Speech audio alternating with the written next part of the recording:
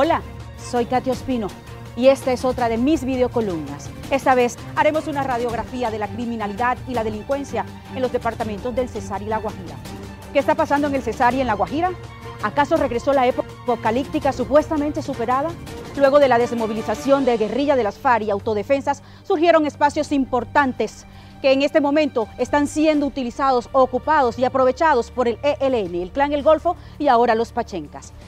Las cifras son relevantes y muy dicientes al demostrar que el ELN cada día toma más fuerzas en las entrañas fronterizas, es decir, relativamente lejos del territorio nacional, desde donde se supone alias Emiliano organiza la dinámica delictiva de un subsistema armado y un subsistema político.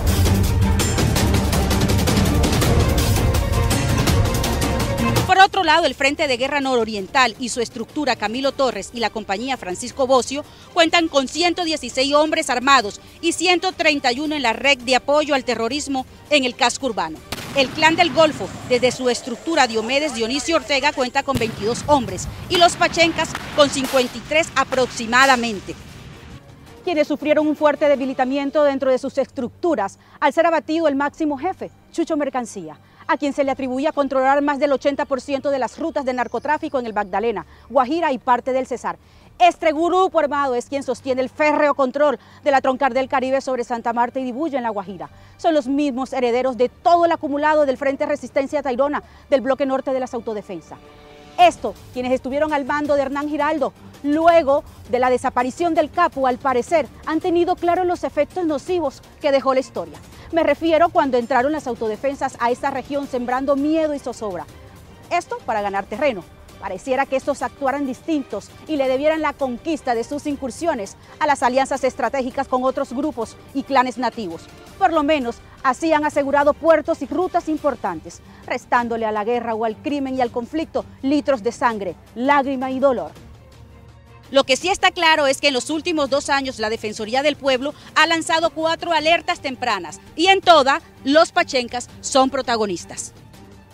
La más reciente es la del 13 de diciembre de 2019, donde se advierte de la aparición de una estructura armada denominada Autodefensas Conquistadores de la Sierra, quienes de acuerdo a informes de alta fuente estarían incursionando en la región, desplegando acciones de amenaza, homicidio y varios tipos de atentados. Estas acciones delictivas se ciernen sobre toda la población de la vertiente occidental de la Sierra Nevada, en jurisdicción del municipio del Copey, donde habitantes en gran medida indígenas de los pueblos Ica y Etet-Enaca. Resumidas cuentas, el pasado 5 de diciembre, hombres armados que se identificaron como miembros de las Autodefensas Conquistadores de la Sierra llegaron a territorio en mención y buscaron 3 campesinos de la región que hace poco les restituyeron su tierra y les dijeron que debían trasladarse hasta el corregimiento de Chimila para hablar con el comandante del grupo armado para consolidar o conciliar sobre la situación de las tierras restituidas. Esta situación también se presentó el pasado 30 de octubre, cuando otros campesinos de la región fueron amedrentados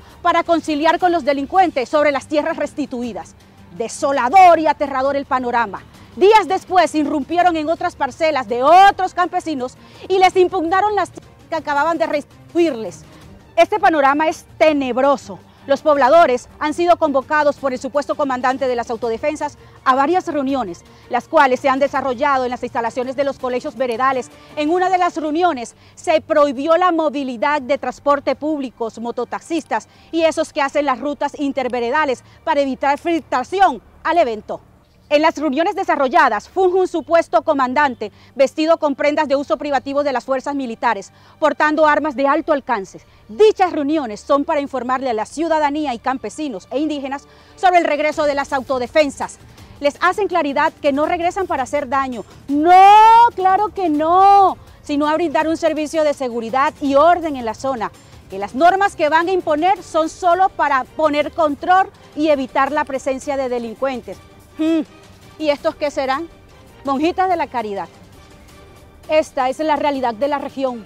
Parece que regresó la noche más oscura. Pero ¿cómo queda Valledupar en medio de este cruce de influencia terrorista y criminal? Sabemos que esta ciudad, que en alguna época fue un remanso de paz, hoy atraviesa una situación compleja en temas de seguridad. ¿Cuál es la razón? Además de todo lo que hemos explicado en este informe, existen otros elementos, entre ellos la disputa efectiva por el control de las rentas criminales asociadas al narcotráfico, la subcontratación sicarial y, sumado a esto, la invasión de delincuentes inmigrantes venezolanos. Un solo ejemplo de este fenómeno es lo que está ocurriendo en el sector de Brisas de la Popa, margen derecha del río Guatapurí y otros sectores de la ciudad donde se ve un gigantesco acomodamiento de extranjeros. Esta situación ha hecho que se generen escenarios complejos. Analicemos varios. Uno de ellos es que la mano de obra colombiana ha sido desplazada por la venezolana, la cual es de calidad y muy económica, promoviendo así que los vallenatos y los guajiros de empleabilidad informal pierdan la posibilidad de trabajar y en su mayoría termine viendo el riesgo de delinquir para cumplir con las necesidades de su familia. Es como uno de los factores determinantes del tema criminal, el señor desempleo. 2. La asociación momentánea de bandidos locales y extranjeros para actos delictuosos ocasionales. Me explico. Va en creciente el número de hechos ilegales en los que un colombiano y un venezolano perpetran actos criminales. Se da numerosos casos en que la policía realiza capturas en fragancia y descubren que el que maneja la moto, supongamos en un caso, es un colombiano y el parrillero que comete el hurto es un venezolano. Pero lo jodido de todo esto es que en el momento de judicializarlo se descubre que ninguno de los dos tiene asentamiento en una única banda o grupo delictivo. Simplemente se da que el venezolano requiere los servicios de un mototaxista colombiano para llevar a cabo su fechoría, es decir, se acaban de conocer, pero en este mismo contexto de los criminales venezolanos surge otra problemática, y es que a la hora de judicializar un venezolano cabalga la impunidad. En la mayoría de los casos, las autoridades judiciales no pueden procesar a los capturados venezolanos.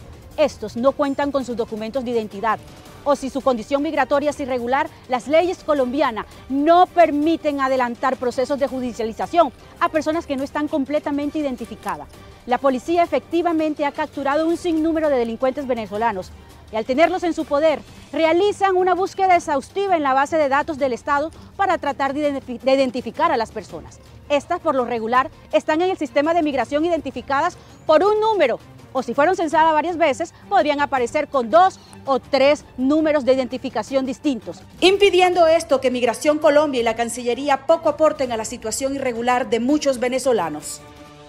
Otro factor de relevancia es las constantes modificaciones al Código Penal y al Código Penitenciario debido al riesgo que genera la situación de hacinamiento en las cárceles del país.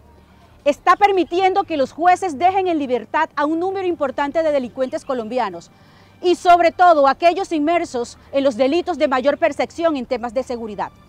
Por otro lado, es por esto que usted con frecuencia comenta, ajá, y si la policía y la fiscalía ayudó en la captura, ¿por qué los dejan en libertad? Esa era la pregunta que había que resolver. Les regalo un dato. El año pasado, 12.069 de los capturados en fragancia en todo el país quedaron en libertad al ser llevados a una audiencia de legalización. Ser malo paga y por lo visto ser corrupto también. Es importante que dejemos claro e identificados los factores de conexión del delito o el crimen en la ciudad. El desplazamiento, la descomposición social, la liga con la población o asociación de colombianos con migrantes venezolanos y la desmovilización. Hay que decirlo porque es la realidad, que los mayores hechos de violencia radican en la periferia, donde están las invasiones de venezolanos.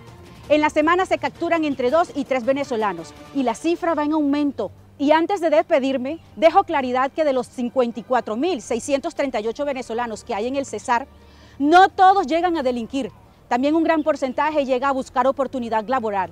No podemos olvidar que Venezuela arropó a muchos de nuestros colombianos que vieron en este país la oportunidad de crecer. Un abrazo enorme y solidario para ellos. Y a ustedes que me ven y me siguen, un beso y un abrazo de agradecimientos. Nos vemos el próximo año con más informes periodísticos.